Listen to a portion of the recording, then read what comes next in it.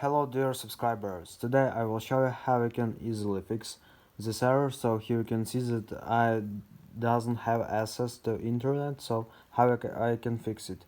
So you just need to go down and here you will find, just click on this and here you will find Wi-Fi. So just right click on it and choose open network settings, and now you will see your parameters of internet. So let's wait. So you just click here, settings of adapter.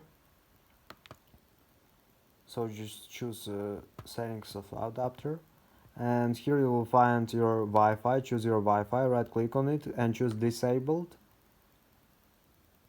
So now you just need to wait some time until it will disable your network. So you just see that it will disable. So we need to wait some time until it will.